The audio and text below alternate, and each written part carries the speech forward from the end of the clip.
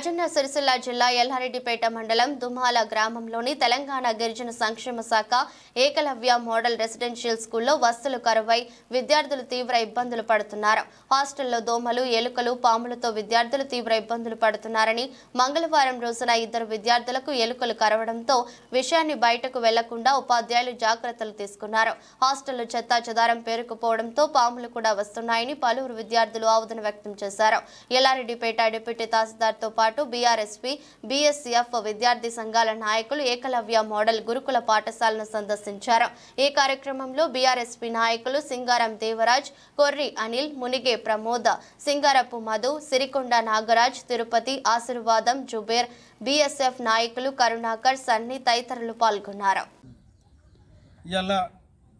దుమ్మాల హాస్టల్ను సందర్శించడం జరిగింది.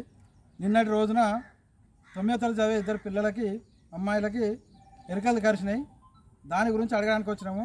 ఇక్కడ మన ఇన్ఛార్జ్ ప్రిన్సిపాల్ నాడు సురేష్ చందర్ అట, ఆయన చాలా వల్గర్గా మాట్లాడుతున్నాడు. లోపలికి కూడా రానిస్తలేడు, పర్మిషన్ లేదు, లోపలికి రావద్దన్నాడు. సరే పర్మిషన్ తీసుకున్నా కూడా ఇక్కడ మొత్తం పెండింగ్లు ఉన్నాయి పనులు. మేము పై ఆఫీసర్లకు చెప్పినాము, మీరు లోపలికి రానిస్తలేడు మన, అంటే మీరే అంతా గడ్డి సాఫ్ చేసుకోమని చెప్తున్నాడు.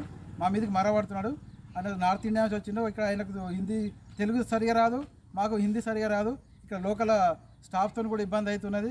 మన వంటలు కూడా సరిగ్గా లేవు, అన్నీ కుళ్ళిపోయినాయి, క్యాబేజ్ ఇట్లా కనబడుతున్నది. పిల్లలకు చాలా ఇబ్బంది అవుతున్నది. ఇవాళ ఎలుకలు కరిచినాయి. ఇంతకుముందు ఆ కోరుట్ల దగ్గర పెద్దాపూర్లో ఇద్దరు స్టూడెంట్లు పాము కరిచి చచ్చిపోయారు.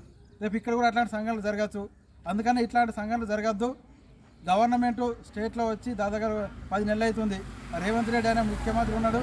కనీసం ఈ 10 నెలల నుంచి విద్యాశాఖ మంత్రికి పెట్టే తెలివి కూడా లేదు. హాస్టల్ను నడిపించే తెలివి లేదు. గవర్నమెంట్ స్కూళ్ళను కూడా సరిగా పట్టించుకుంటే లేడు.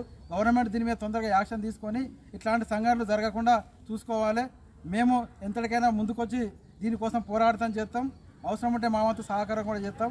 ఇట్లాంటి పరిస్థితులు మళ్ళీ ఎక్కడ ఉండద్దు. ఎలుకలు గరుసుడు, పాములు గరుసుడు, ఈ దోమలతో కూడా ఇబ్బంది అవుతుంది. డెంగ్యూ జ్వరాలు వస్తున్నాయి. ఇక్కడ పరిస్థితులు లోపల కూడా పైపులు లీకేజ్ అయ్యి అన్ని దోమలు తయారవుతున్నాయి. అందుకనే మేమందరం ఇవాళ ముందుకొచ్చి స్వచ్ఛందంగా ముందుకు వచ్చినాం. కానీ ఇక్కడ మాకు ఎట్లాంటి పర్మిషన్ లేదని వెళ్ళగొడుతుండు. ఇక్కడ నుండి ఎట్లాంటి పరిస్థితులకైనా మేము సిద్ధంగా ఉన్నాం. దేనికైనా మేము ముందుకు పోయి స్టూడెంట్ల కోసం పోరాటం చేస్తాం. ఈరోజు ఎల్లారెడ్డిపేట మండలంలోని దుమాల గ్రామంలోని ఏకలవ్య మోడల్ స్కూల్ను ఎల్లారెడ్డిపేట మండల విద్యార్థి సంఘాలుగా మేము సందర్శించడం జరిగింది.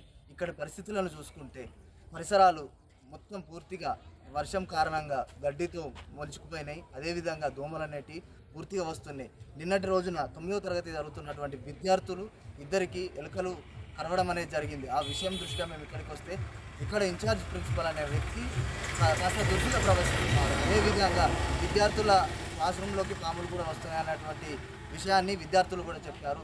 ఈ విషయాన్ని ప్రభుత్వం కనుక తీసుకొని వీటిపైన చట్టరీత్యా చర్యలు తీసుకోవాలి. అదేవిధంగా ప్రిన్సిపల్ పైన కూడా చట్టరీత్యా చర్యలు తీసుకోవాలని, అదేవిధంగా ఇక్కడ ఉన్నటువంటి పరిసరాలను కూడా పరిశుభ్రంగా చేయాలని, భోజన వసతి కూడా సదుపాయం కరెక్ట్గా లేదు. ఇంతకుముందు జరిగినటువంటి ఇక్కడ ఇష్యూలో కూడా మేమందరం పాల్గొనడం జరిగింది. అప్పటికి ఇప్పటికి కూడా ఎలాంటి మార్పు లేదు. అదేవిధంగా ఫుడ్ అనేది కూరగాయలు అనేవి కుళ్ళిపోయినాయి, భోజనం అనేది సరిగ్గా లేదు. అదే ఉన్నాయి కాబట్టి దానిని మార్చాల్సిందిగా కోరుతున్నాం. దీని మీదుగా ఆర్సీఓ గారికి మరియు అలాగే సెక్రటరీ గారికి కూడా కంప్లైంట్ ఇస్తాం.